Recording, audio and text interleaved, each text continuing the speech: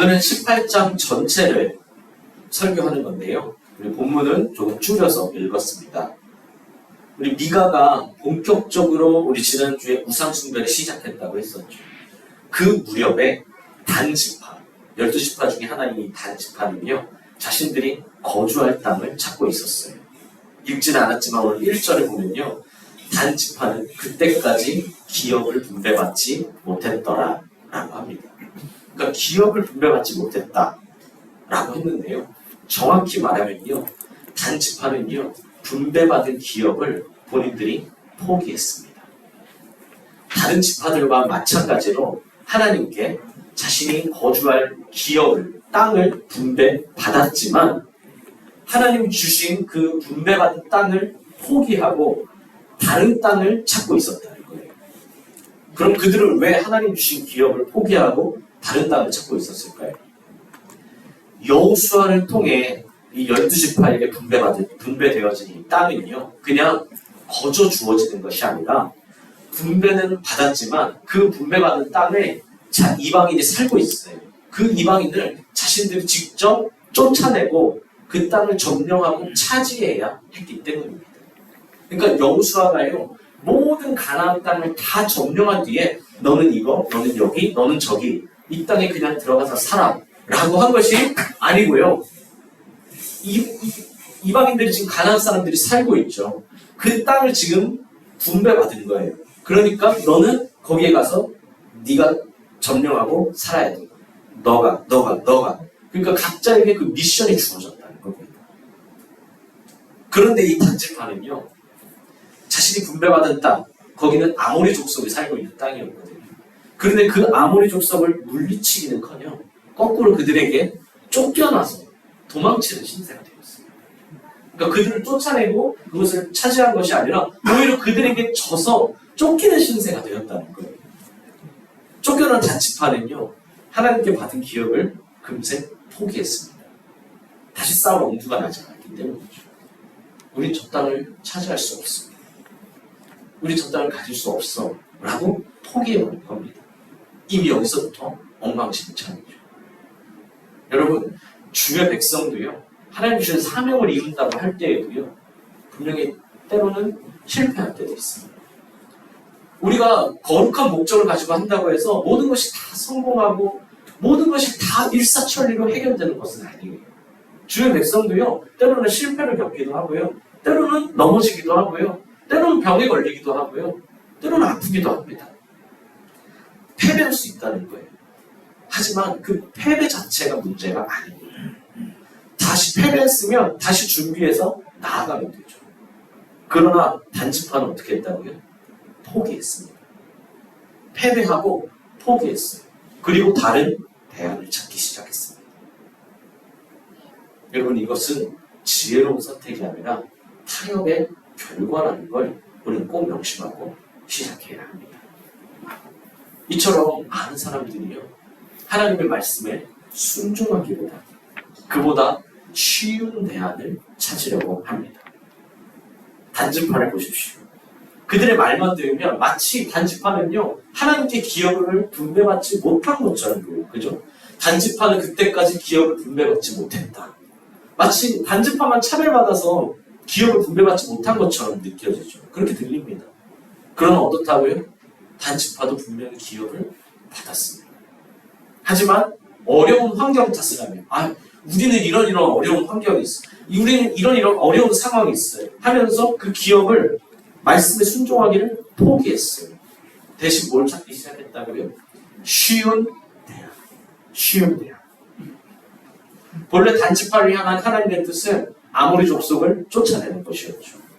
이는 하나님의 크신 계획이자 단지파의 사명이었고, 단지파가 살 수 있는 길이었으며 단지파가 행복해지고 평안해지는 유일한 길이었습니다.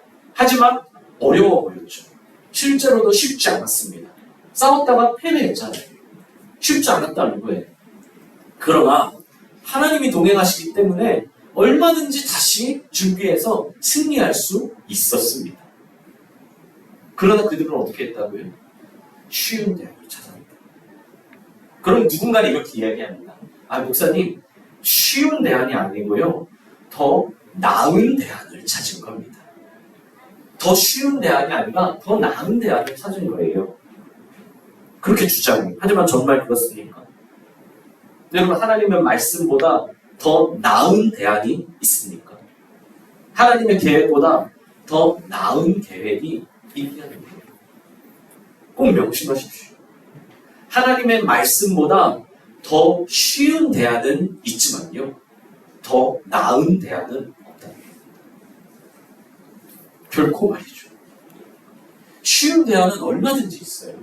하나님의 말씀보다 더 쉬운 길, 더 쉬운 대안은 참 많습니다. 하지만 그것이 더 나으냐?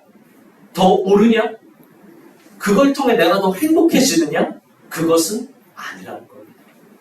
안타깝게도 단지파는 하나님의 말씀이 아닌 더 쉬운 대안을 선택했고요. 그렇게 그들은요, 쉽게 자신들이 찾은 쉬운 대안이었던 이 라이스 땅을 쉽게 찾으랍니다. 더 쉬운 대안이니까요. 하나님이 주신 땅은 아모리 족속을 쫓아내기라는 이미 패배하기도 했지만 앞으로도 계속 패배할 것 같았고 불가능할 것 같았어요. 그래서 하나님의 말씀이 아닌 더 쉬운 대안을 찾았죠. 그래서 어떻게 됐다고요? 실패하고 망한 게 아니고요, 그 쉬운 대안을 그대로 쉽게 이루어냈어요. 라이스 땅을 차지했다는 거예요.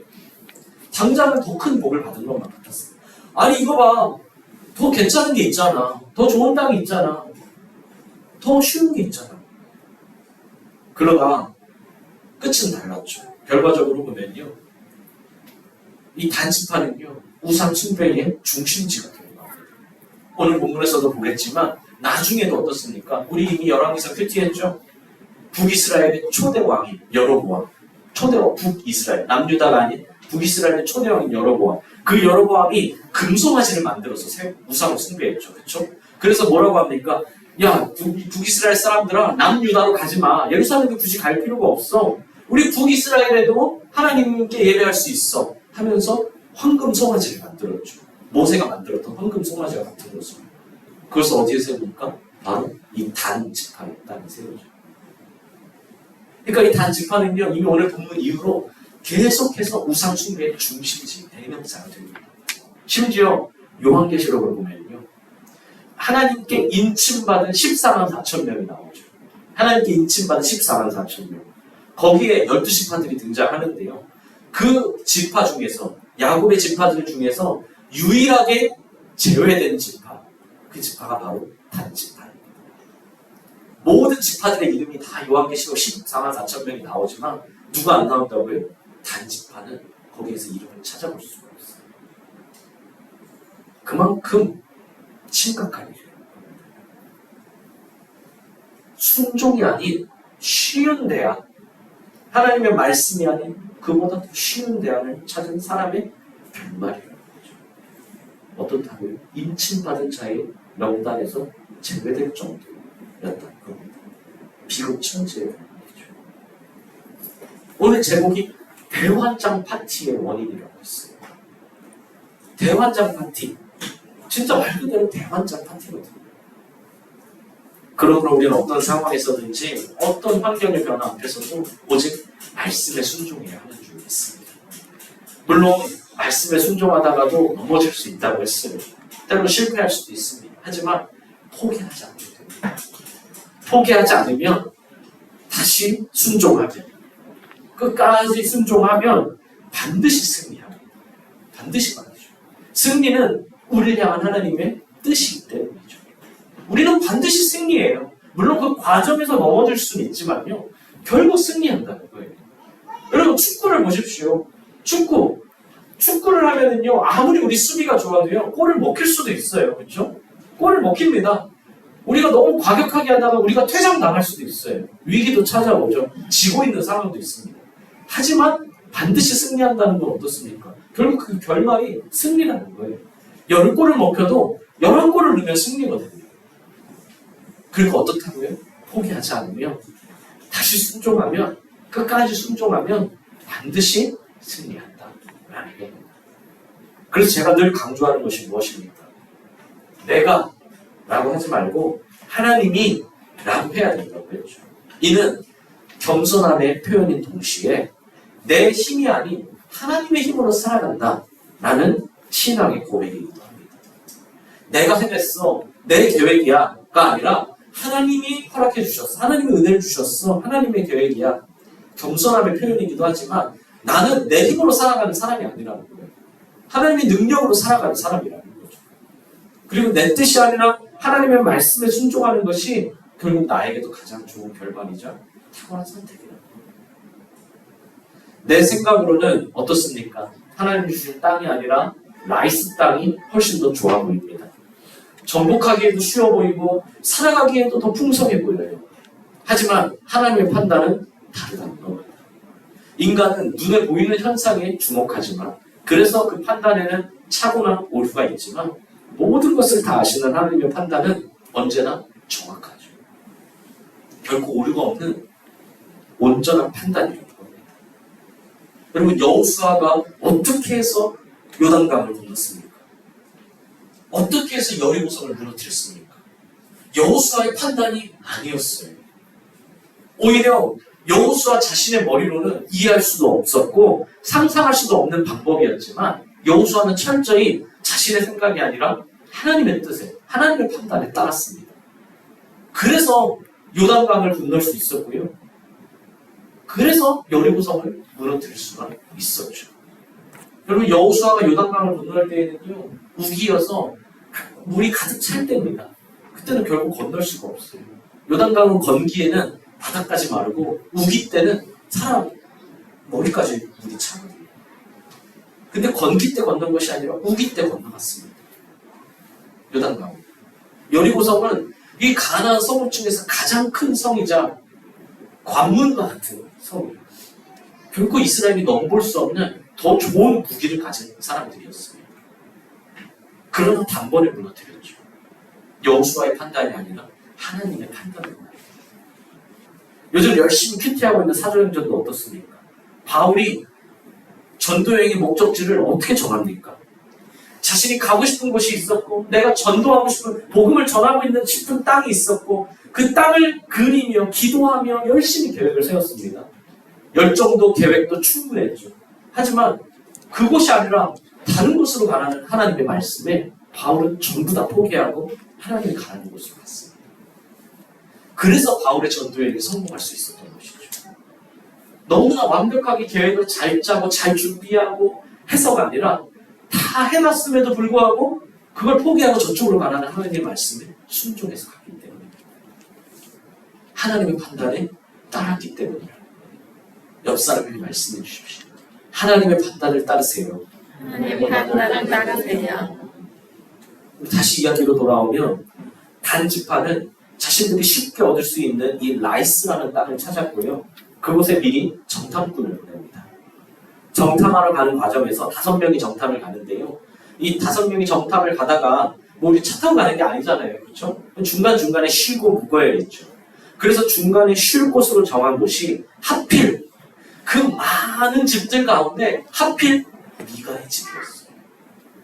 우리 지난주에 봤던 그 미가의 집. 그곳에서 이 정탐분들은요, 우연히 그 미가의 집에 레위인이 거주한다는 사실을 알게 됩니다. 그래서 궁금증이 생겼죠. 아니, 왜 레위인이 제사장의 역할을 해야 될 레위인이 한 개인의 집에서 살고 있는지 궁금했던 겁니다. 그래서 왜 물었죠? 자초지죠. 레위 청년은 그동안 자신에게 있었던 일들을 이야기합니다. 자신이 왜 방황하며 떠돌게 되었는지, 그리고 어떻게 미가를 만났는지, 미가가 자신에게 어떤 것을 주고 제안을 했는지, 그러면서 말하죠. 뭐라고 말합니까? 자신이 미가에게 고용되었다라고 합니다. 제사장으로 고용되었다. 레위인이 사용하는 이 단어만 봐도 이 레위인의 타락을 알 수 있습니다. 여러분, 제사장, 즉 하나님의 일꾼이 고용되었다는 말이 맞습니까? 저는 지금 목사의 이중직에 대한 이야기를 하는 것이 아닙니다. 목사도 일을 할 수 있죠. 이중직도 뭐 비판하는 사람도 있지만 저는 이중직도 할 수 있다고 생각합니다. 다양한 직업군의 목사도 고용될 수가 있죠. 하지만 목사가 돈을 벌기 위해 교회에 고용되는 것은 아닙니다. 돈을 벌기 위해 예배드리는 것은 아니라는 거죠. 돈 벌기 위해 설교하고 돈 벌기 위해 전도하나요? 여러분 돈 벌기 위해 여러분에게 그렇게 전도하라고 강조하는 건가요? 이거 결코 용납할 수 없는 일이라는 겁니다. 근데 레위인은 태연하게 자신이 미가에게 제사장으로 고용되었다라고 말하죠. 그래서 내가 숙박시설도 이렇게 제공받았고 이렇게 좋은 큰 연봉도 제공받고 저급한 율리의식과 사명감인 거죠. 문제는 단지파도 깨어있지 못했습니다. 만약 이 단지파라도 깨어있었다면, 이 정탐꾼이 깨어있었다면 이 레위인의 대답을 듣고 어떻게 해야 된다고 했죠? 이런 유혹이 찾아오면 관계를 끊으면 돼요. 너 그러면 안 돼. 뭐 계속 붙어있는 게 아니라 관계를 끊으면 된다고 했어요. 그렇죠? 유혹이 찾아오면. 근데 그랬으면 됐는데 이미 타락해버린 정탐꾼들은 오히려 레위인에게 물어봅니다. 뭐라고요? 지금 내가 이 나이스한 땅을 정탐하러 가는데 내 일이 잘 풀릴지 잘 풀리지 않을지 하나님께 좀 물어봐줘. 여러분 이게 좋은 말로 하나님께 물어봐달라는 거지 한마디로 전봐달라는 것 같아요.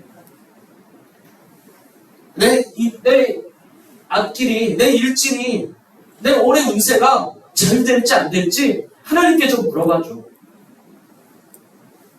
타로점을 치는 것과 이게 뭐가 다릅니까? 점 치는 것과 뭐가 달라요? 여러분 똥인지 된장인지 꼭 먹어봐야만 아닙니까? 아무리 된장에서요 구수함을 넘은 구린내가 난다고 할지라도 우리가 눈으로 봐도 똥과 된장을 구분하지 못할 이유가 없습니다. 된장을 모르는 사람이 봐도 그게 똥인지 똥이 아닌지는 알 수 있어요. 근데 왜 구별하지 못할까요? 왜 굳이 똥인지 된장인지 꼭 찍어 먹어볼까요? 이미 마음이 흔들렸기 때문입니다. 이미 믿음도 분별력도 잃어버렸기 때문이죠. 그러니까 이미 하나님이 주신 기억을 포기한 겁니다. 그러니까 포기하고 다른 대안을 찾기 쉬운데. 그래서 이 사사기 17장과 18장을 읽어보면 이미 물론 지난주에 어느 정도 설명을 드렸지만 이거는 삼손 이후의 이야기가 아니라고 했죠. 이 17장, 18장을 보면 물론 이 뒷도 마찬가지입니다. 그래서 사사들의 그런 어리석은 면을 볼 때도 안타까운 면들이 많았지만 진짜 이 17장 이후부터는요 진짜 완전히 대환장 파티예요. 진짜 대환장 파티입니다. 미가의 어머니와 미가도 백성, 자신의 의무를 다하지 않는 백성과 레위인도 단지파도 개인의 일탈과 타락을 넘어 이제는 그것이 지파 단위로 퍼져버렸어요. 한 개인의 타락이요 이제는 지파 단위의 타락으로. 심지어 레위인은 이 마지막에 이 정탐꾼들에게 뭐라고 해줍니까? 하나님이 지켜주시니까 평안히 가라 라고 합니다. 진짜 완전 가관이죠. 대환장 파티요. 근데 또 어떤 줄 아세요? 그 이야기를 듣는 정탐꾼들은요 기뻐해요. 아 그래 하나님이 평안히 가라고 했구나. 아 우리 일이 잘 풀리겠구나. 아 내가 계획한 일들이 잘 되겠구나. 대환장 파티죠. 그렇게 대환장 파티의 정탐을 마치고 지파로 돌아간 정탐꾼들은요 주저없이 라이스 땅을 차지하자고 보고합니다. 이 땅은 우리가 충분히 차지하고 좋은 땅입니다. 이 땅을 차지해야 됩니다. 언뜻 들으면 믿음의 고백처럼 들리죠. 누구의 고백과 비슷합니까? 여호수아와 갈렙의 고백. 아, 이 땅은 하나님이 주신 땅입니다. 차지해야 됩니다. 하는 것과 비슷하죠. 근데 천지 차이입니다. 여호수아와 갈렙은 어땠습니까? 가나안 땅을 정탐하고 나온 뒤에 거대했던 가나안 사람들이 거대했어요. 그 사람들을 보면서 뭐라고 하죠? 다들 안 된다고 10명의 정탐꾼들은 그 땅은 정말 좋은 땅이지만 우리는 차지할 수 없습니다 라고 하잖아요. 그들은 거인이고 우리는 메뚜기와 같아요. 근데 이 여호수아와 갈렙은 뭐라고 합니까? 맞아요. 그들은 거인이 맞습니다. 그들은 힘이 굉장히 세요. 우리와는 확실히 좀 다른 것 같아요. 힘이 좋습니다. 하지만 우리가 메뚜기라면 그들은 메뚜기 반입니다. 하나님이 주신다고 하셨기에 우리는 이겨낼 수 있습니다. 그들은 우리가 강한 게 아니에요. 그들은 강하고 우리는 약하지만 그들은 크고 우리는 작지만 믿음으로 하나님 주신 기업을 차지하러 가자라고 했던 게 여호수아와 갈렙이죠. 그런데 이 단지파의 정탐꾼은 어떻습니까? 자신들이 찾은 땅이 너무나 좋다는 거예요. 너무 좋아요. 게다가 그들은요, 약해요. 그들은 약합니다. 싸우면 우리가 얼마든지 이겨낼 수 있어요. 그곳은 좀 외진 곳이었거든요. 그렇기 때문에 외세의 침략이 평소에 없었던 곳이에요. 그러니까 어떻습니까? 그 사람들도 싸우는 경험도 별로 없어요. 그러니까 약하겠죠. 방어도 허술합니다. 그러니까 우리가 얼마든지 이길 수 있다는 거예요. 그러니까 차지하러 가자. 정복하기 쉬운. 하나님이 주신 땅이라서가 아니라 정복하기 쉬운 땅이니까 가자. 쉬운 땅이니까. 그곳 사람들은 약해. 그곳 환경도 너무 좋아. 얼른 취하러 가자. 하나님이 주신 땅은 이제 잊어. 하나님 주신 기업은 필요 없어. 우리가 찾은 땅이 더 좋아. 여러분, 세상에서 가장 무서운 것이 영적 무지입니다. 영적 무지는 심각한 타락과 파멸을 가져오기 때문이죠. 그래서 이사야 시대의 이스라엘 백성은요, 하나님께 책망받아요. 이사야 1장 시작할 때부터 책망받습니다. 이사야 1장 2절 3절을 보면요, 이사야 시대 이스라엘 백성은 하나님께 뭐라고 책망받냐면, 너희들은 소나 나귀보다도 못한 사람들이다 라고 하나님께 책망받습니다. 왜 책망받을까요? 능력이 없어서가 아니고요, 가진 것이 없어서가 아니고요, 영적으로 무지이기 때문입니다. 소도 은혜를 받으면 그렇게 안 사는 거예요. 나귀도 하나님이 어떤 분이신지를 아는데 너네들은 그렇게 은혜를 여기까지 왔으면서도 하나님이 누군지 모르고 영적으로 무지하다는 거예요. 분별력이 없었다는 거예요. 그럼 오늘 본문에서 우리 지난주 본문과 합쳐서 영적으로 가장 무지한 사람이 누구인가요? 영적으로 가장 무지한 사람, 바로 레위인이죠. 레위. 겉으로 보기에는 가장 영적인 안목이 있을 것 같고 또 영적인 안목이 있어야만 하는 사람이었지만 그는 영적 장님이었습니다. 솔직히 이걸 보고 또 설교주 준비하면서 저를 돌아보게 되더라고요. 저 스스로는 당연히 그렇게 생각해요. 아, 그래. 세상이 무너져도 나는 깨어있어. 세상이 무너져도 나는 하나님 앞에 믿음으로 바로 서 있지. 라고 스스로 생각하게 하죠. 당연히요. 그렇죠? 근데 어쩌면 나도 어쩌면 내가 이 중에서 내가 제일 영적 장님은 아닌가? 하면서 스스로를 돌아보게 되더라고요. 근데 어쨌든 단지판은요, 미가가 우상 숭배하기 위해 만들어 놓은 모든 것들을요 강제로 가져갑니다. 그리고 동시에 이 영적 장님인 레위인에게 제안을 하죠. 자신들과 함께 가자. 나와 함께 새로운 땅으로 가자. 우리가 차지할 땅으로 가자. 레위인이 봐준 적개가 좋아서 그랬는지 아니면 다른 인연이 있었는지 모르겠지만 자신들과 함께 새로운 땅에 정착을 해서 그가 자신들의 제사장이 되어달라고 합니다. 야, 한 사람의 제사장이 되는 것보다 지파의 제사장이 되는 것이 너도 더 좋지 않겠어? 라면서요. 물론 이 제안을 거절한다고 해서 갑자기 영적 장님인 레위인이 의로운 사람이 되는 것은 아니지만 이미 그의 길은 솔깃해졌습니다. 먼저 인간적인 모습으로 볼 때 그는 완전히 배신자죠. 그렇죠? 배신자입니다. 떠돌이 생활을 할 때 물론 잘못을 떠나세요. 어쨌든 떠돌이 생활을 하고 잘 먹지도 못하고 잘 잘 곳도 없을 때 그를 거두어 준 거, 좋은 자리를 준 거, 그게 누구입니까? 미가죠. 어쨌든 그에게 좋은 숙식을 제공해 주고요, 연봉도 줬어요. 후하게. 근데 자신이 어려울 때 도와준 사람을 버리고 눈앞의 조건만을 보고 선택합니다. 물론 평생의 꿈이었을 수도 있죠. 이 사람은 레위인으로 태어났으니까 그냥 한 집에서 제사장이 되는 것보다 한 지파의 제사장이 되고 싶은 거. 어쩌면 이 사람의 꿈이었을지도 몰라요. 조건만 보면 훨씬 좋은 자리인 것은 두말할 것도 없고 자신이 간절히 바라던 꿈이 이루어지기 직전의 순간이기.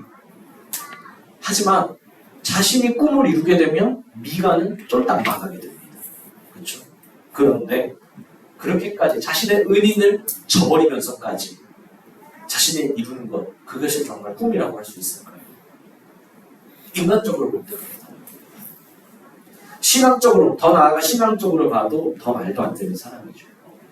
자신의 생계를 위해 어쩔 수 없이 사명을 타협하는 것을 넘어 이제는 한 집안에서 우상을 섬기는 게 아니라 한 지파에서 우상을 섬기려고 합니다.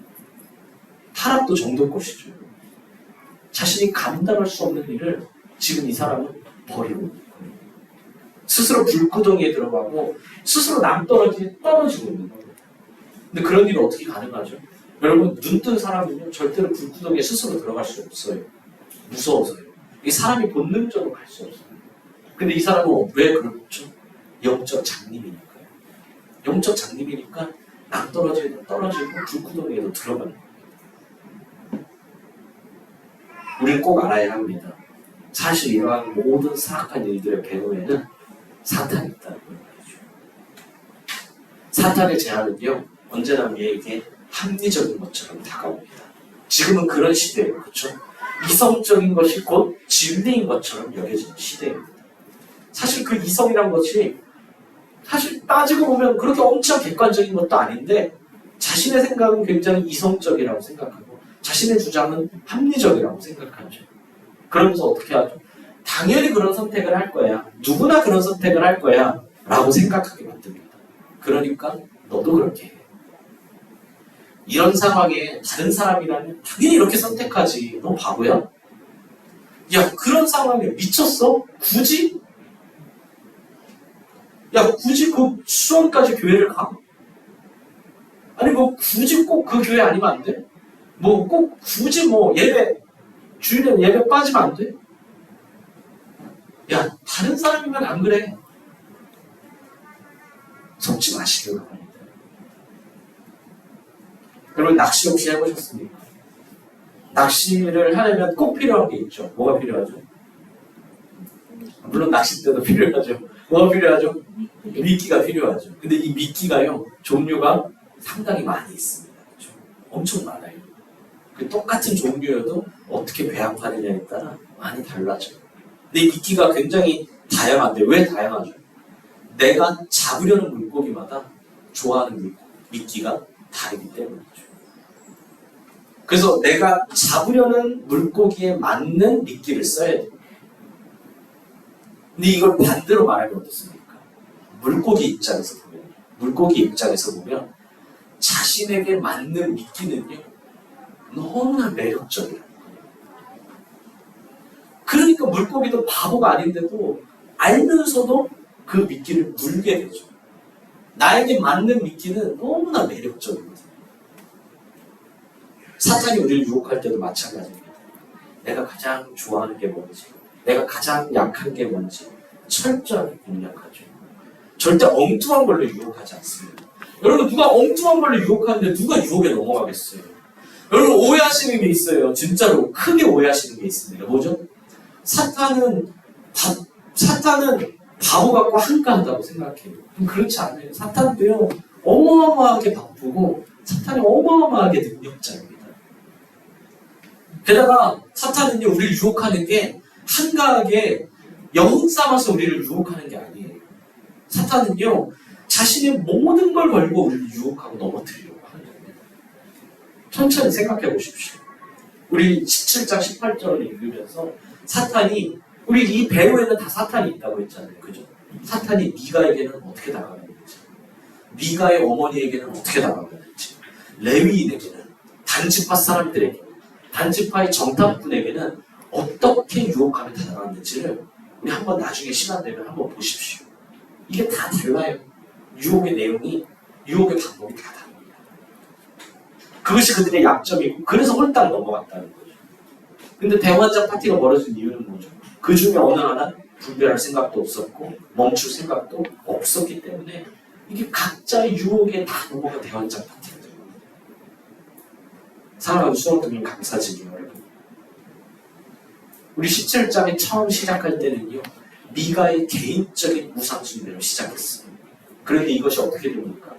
한 가정의 문제와 파멸로 끝나는 것이 아니라 지파 차원의 한 지파, 전체 지파의 문제와 파멸로 크게 확대되고 말았습니다. 하나님을 더 잘 믿고 더 잘 섬기는 일로 하나가 되어야 하는데 오히려 하나님을 배신하는데 철저히 하나가 되었어요. 자신의 잘못을 숨기려, 어머니의 돈을 훔쳤다고 했잖아요. 그죠? 그 잘못을 숨기려고 했던 미가 막 무지막지한 저주를 퍼부었다가 훔쳐간 게 자기 자식인 걸 알자 그 자식의 잘못을 덮어주려는 어머니. 자신의 사명과 생계를 타협했던 레위 청년. 하나님이 주신 기업을 포기하고 자신의 입맛에 맞는 땅을 찾아간 단지파. 정복전쟁을 찾아가기에 앞서 두려움이 생기는 걸 이 우상을 섬김으로 이겨내려고 했던 정탐꾼. 그리고 그들의 제안에 결국 합류했던 레위 청년. 이 모든 것이 엉뚱한 것에서 하나가 되었어. 다 영적 장님이었기 때문에 분별하는 한 사람이 없었기 때문이죠. 17장, 18장을 가만히 믿음의 눈으로 한번 보십시오. 결국 이 모든 일의 원인은 뭐죠? 우상 숭배 때문이었고요. 사실 그 우상은 사람이 만들어낸 조각에 불과했죠. 사실 이거의 시작은 어땠습니까? 미가의 어머니가 미가한테 야 내가 은 몇백을 줄 테니까 이걸로 조각을 하나 만들어 와. 결국 내가 돈 주고 만들어낸 조각이에요. 결코 사람이 의지할 만한 것도 한 지파의 명운을 맡길 만한 것도 아니었습니다. 무가치하고 허무한 것일 뿐이었죠. 그렇다면 우리 무엇을 의지해야 합니까? 무엇에 개인의 인생을, 무엇에 우리 교회의 명운을 맡길 수 있을까요? 오직 하나님의 말씀인 줄 믿습니다. 죽는 순간까지도 오직 하나님의 약속만을 바라봤던 아브라함처럼 끝까지 믿음을 지킨 수많은 믿음의 선배들처럼 말입니다. 눈에 보이는 게 아니라 하나님의 말씀을 의지해야 합니다. 그러려면 욕심을 통제해야 하죠. 인간의 욕구는 반드시 필요한 것이지만 어떤 욕구든지 여러분 자신의 통제 아래 있어야 합니다. 물질이든 명예든 식욕이든 성욕이든 그 어떤 것이든 여러분의 욕구는 철저히 여러분 자신의 통제 하에 있습니까? 욕심이 없으면 안 돼요. 또 사람은 욕심이 있어야 됩니다. 이걸 욕심이 아니라 좋은 말로 하면 갈구하는 것이겠죠. 이게 없으면 여러분 무기력한 삶을 살아가잖아요. 사람은 있어야 됩니다. 그런데 그 마음이 내 통제를 받고 있어야 한다는 거예요. 멈추고 싶을 때 멈출 수 있어야 한다는 거예요. 욕심을 통제하려면 이 말을 명심하셔야 됩니다. 종이노트에 적을 수 있으면 꼭 적으십시오. 뭐냐면 인간은 많이 가지면 가질수록 더 갖고 싶어요. 많이 가지면 가질수록 더 갖고 싶어요. 우리는 오해하거든요. 어떻게 오해합니까? 없어서 더 가지려고 한다. 없어서 저렇게 집착한다 라고 생각을 하는데 그렇지 않아요. 없어서가 아니라 많기 때문에 더 가지려고 합니다. 욕망이란 끝이 없고 절대로 소유로는 그 욕망을 만족시킬 수 없기 때문이죠. 요즘 막 난리나라고요. 그렇죠? 뭐 호텔 빙수가 13만 원이다. 그죠? 아니 저는 빙수 13,000원이어도 비쌀 것 같은데 13만 원이래요. 근데 이게 또 그 뉴스를 보는 것 자체가 문제예요. 저 같은 사람은 어차피 13만 원짜리 빙수가 있는지도 몰라요. 근데 누군가도 마찬가지겠죠. 근데 누군가도 13만 원짜리 빙수가 있대. 나도 한번 먹어보고 싶은데 나는 이래서 못 먹고 이래서 안 되고. 그럼 그런 게 이제 빠져나 죄에 빠지는 길이 되는 거죠. 차라리 인터넷이 없으면 13만 원짜리 빙수가 있다는 것도 모르면 상관없는데. 그러니까 무슨 말이에요? 여러분 13만 원짜리 빙수도요. 먹어본 사람이 더 욕심을 내는 거지. 모르는 사람은요 생각도 없어요. 그냥 1,300원짜리 아이스크림도 맛있습니다. 1,300원짜리도 비싸다고 하겠죠. 그죠? 아이스크림은. 인간은 많이 가지면 가질수록 더 가지려고 합니다. 성경은 욕심이라는요. 사망에 이를 때까지 커진다고 하죠. 그러니까 죽기 전까지 욕심은 계속 커져간다는 거예요.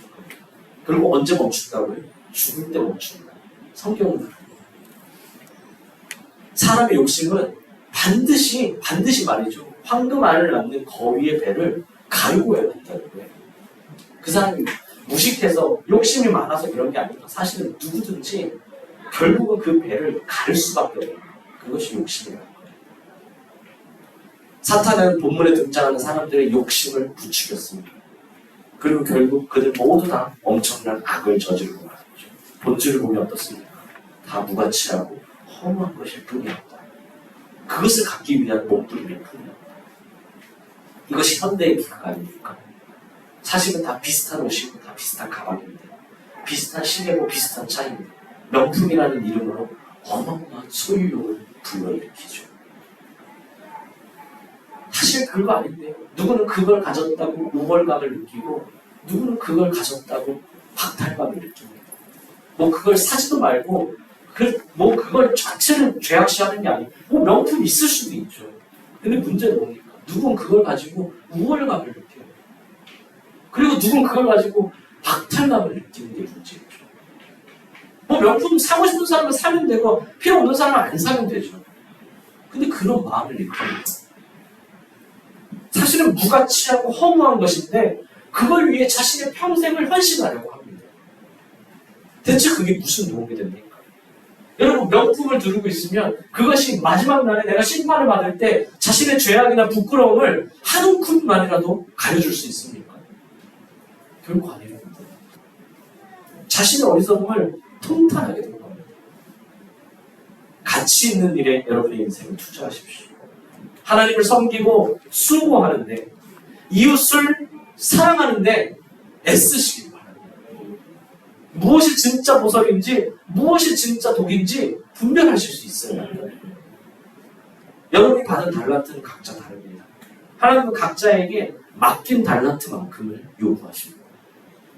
비교하지 말고 안심하지 말고 바르게 살아가야 합니다. 절대 방심하지 마시길 바랍니다.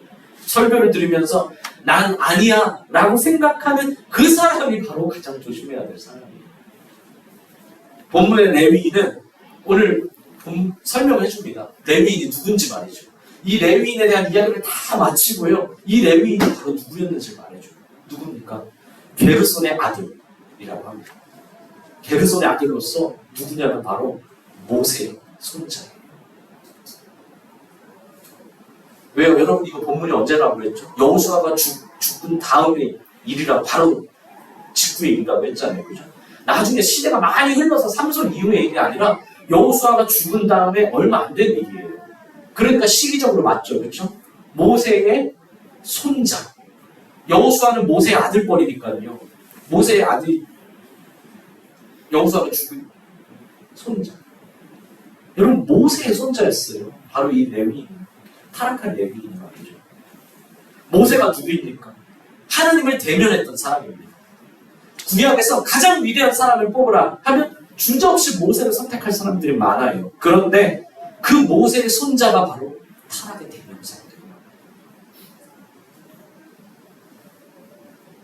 여러분 이 레위인이 무슨 듣도 보도 못한 사람이 아니라는 거예요.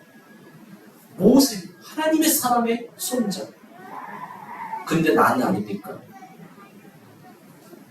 신앙생활 하다 보면 그렇게 천사 같던 사람이 사탄처럼 변하고 그렇게 헌신하던 사람이 교회를 등지는 경우 혹시 보신 적 없으십니까?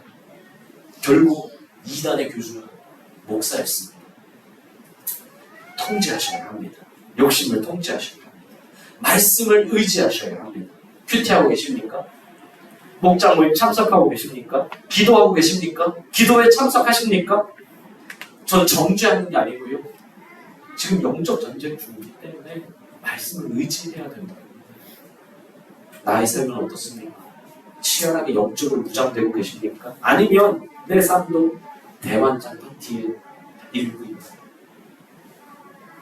분별함으로 승리하시기를 간절히 부탁드리고 소원합니다.